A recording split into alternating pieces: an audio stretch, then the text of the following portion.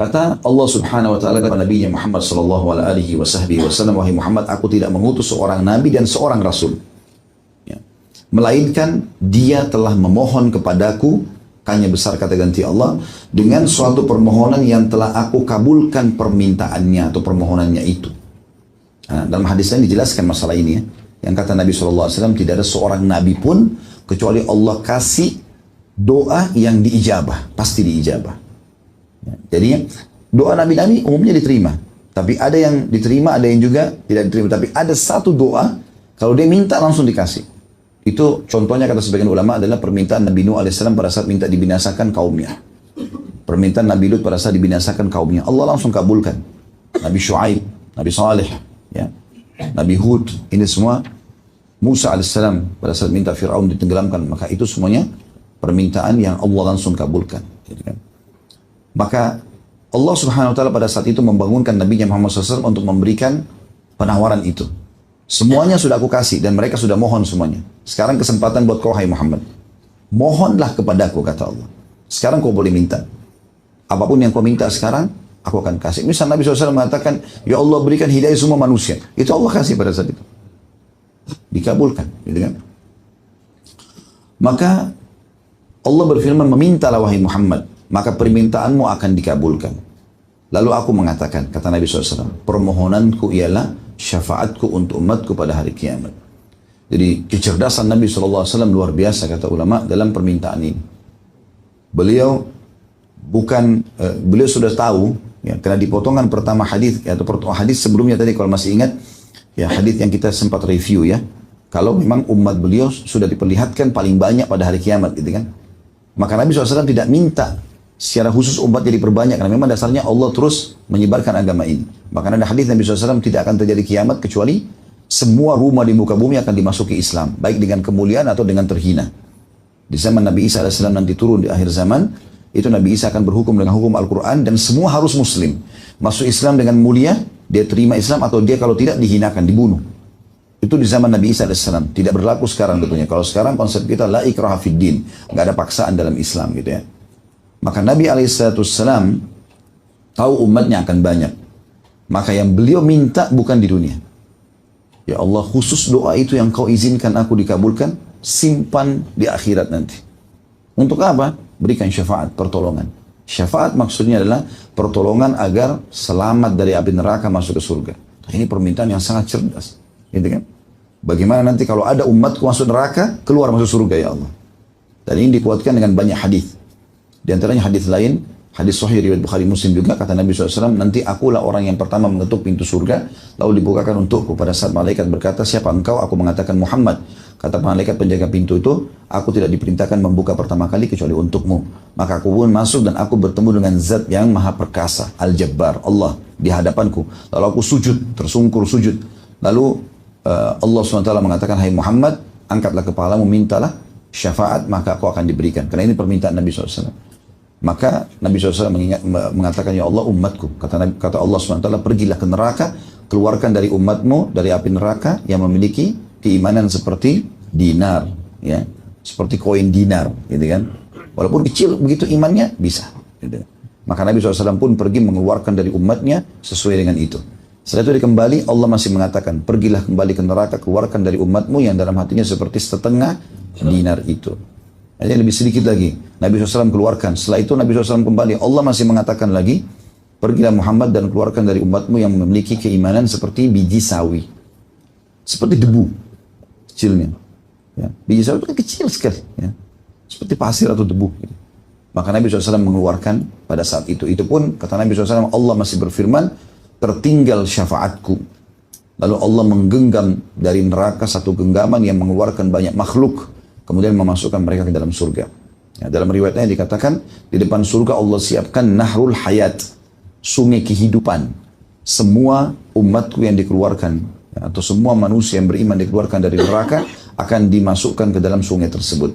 Lalu kemudian mereka akan tumbuh seperti tumbuhnya sayur-sayuran. Gitu. Jadi mereka keluar dan mereka, tidakkah kalian lihat yang kena cahaya berwarna kuning, ya, dan tidak terkena cahaya berwarna hijau, seperti itulah mereka tumbuh, gitu kan, masih lemas, ya, seperti itulah. Kata Nabi SAW dalam riwayat lain, seperti tumbuhan atau tanaman kecil yang tumbuh di saluran air, gitu kan. Maka mereka akan tumbuh tentunya dan mereka akan dimasukkan ke dalam surga dan diberikan istilah dengan utaqaur rahman. Orang-orang yang telah diselamatkan dengan izin Sang Maha Pengasih. Ini syafaat Nabi SAW. Sebagian ulama mengatakan syafaat Nabi SAW dibagi dua. Ada syafaat Nabi SAW untuk manusia diadili. Dan ini pun dibagi dua lagi syafaat yang pertama ini. Ada syafaat umum, ada syafaat khusus. Pertolongan umum, pertolongan khusus gitu.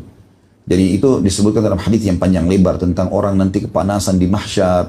Orang sudah nggak tahu harus buat apa. Mereka berharap mereka ke surga atau ke neraka. Karena luar biasa panasnya pada saat itu. Ya. Dalam sebuah riwayat dikatakan matahari jaraknya hanya 1 mil saja. Dan 1 mil ini kata perawi hadis, saya tidak tahu 1 mil itu apakah jarak 1 mil jarak perjalanan 1,5 kilometer itu, atau mil. Diistilahkan juga bagi orang Arab kalau mau pakai celak, wanita mau pakai celak biasanya ada kayunya, itu dicelupin di serbuk celak itu lalu ditarik ke mata. Nah kalau sudah mau kesentuh ke mata, ini namanya mil. Bisa saja matahari sedekat itu, maka manusia akan tenggelam.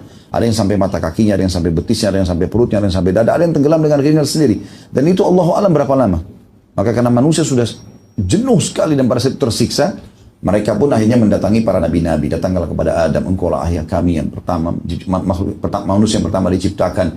Mohonlah kepada Allah ya, agar datang menghakimi kami. Kata Nabi Adam alaihissalam, sesungguhnya Allah telah murka hari ini belum pernah murka sebelumnya. Diriku sendiri, dan tidak ada yang mengeluarkan kalian dari surga kecuali perbuatan kesalahan ayah kalian. Pergilah kepada Idris juga menolak. Pergilah kepada Nuh kepada Syuaib, kepada Saleh, kepada Hud. Terus saja nabi-nabi sampai akhirnya datanglah mereka kepada Nabi Muhammad SAW. Kata Nabi SAW, apakah kalian tahu bagaimana manusia nanti mengenalku pada hari kiamat? Artinya orang yang belum pernah lihat Nabi, oh jadi tahu, oh ini ternyata Muhammad itu. Sallallahu alaihi wasallam. Karena mereka akan datang mengatakan, wahai Muhammad, engkaulah Nabi terakhir, engkau salah satu Nabi yang diutus kepada seluruh manusia dan jin. Gitu kan? Disebutlah kemuliaan Nabi SAW, maka waktu itu suara-suara mereka menggema di seluruh penjuru mahsyar. Maka mereka jadi tahu inilah Nabi Muhammad SAW. Dan waktu itu Nabi SAW mengatakan, ana lahu. Saya pemiliknya. Lalu Nabi SAW sujud di bawah singgasana atau arsy Allah. Kemudian kata Nabi SAW, Allah membukakan puji-pujian yang belum pernah diajarkan untuk atau kepada orang selain aku. Ya.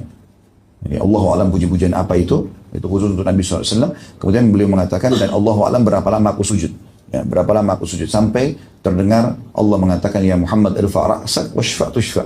Hai Muhammad, angkat kepalamu, berikan syafaat, maka akan diterima syafaatmu. Maka pada saat itu Nabi SAW melakukan syafaat beliau yang pertama, yaitu dibagi dua lagi, ada yang umum, ada yang khusus. Yang umum adalah beliau memohon kepada Allah Subhanahu Wa Taala agar seluruh makhluk diadili pada saat itu. Karena awalnya Allah SWT tidak mau mengadili mereka. Dengan syafaat Nabi SAW, Allah datang menghakimi mereka, baik yang ke surga atau ke neraka. Termasuk hewan-hewan. Dalam sebuah riwayat kata Nabi SAW, pada saat itu Allah akan menghakimi 2 ekor domba, ya, yang Allah akan menghakimi domba yang bertanduk yang telah menanduk temannya. Kenapa dia menanduknya? Semua akan dihakimi oleh Allah SWT. Jadi ini syafaat umum, ya, yang datang untuk seluruh makhluk. Dan di poin pertama, syafaat pertama ini, yang keduanya, syafaat yang kedua adalah syafaat khusus. Ini khusus untuk orang-orang beriman. Khusus untuk orang-orang beriman. Di mana mereka akan diselamatkan oleh Allah Subhanahu Wa Taala, atau dimudahkan atau dimaafkan kesalahan-kesalahan mereka di timbangan amal. Syafaat yang kedua adalah syafaat Nabi SAW mengeluarkan umatnya dari api neraka. Mengeluarkan umatnya dari api neraka. Ada juga yang mengatakan syafaat itu cuma 2. Syafaat umum untuk Allah SWT menghakimi hamba-hambanya termasuk orang-orang kafir dan hewan-hewan. Dan syafaat khusus untuk orang beriman yang akan dikeluarkan dari api neraka. Seperti itulah kurang lebih gambarannya.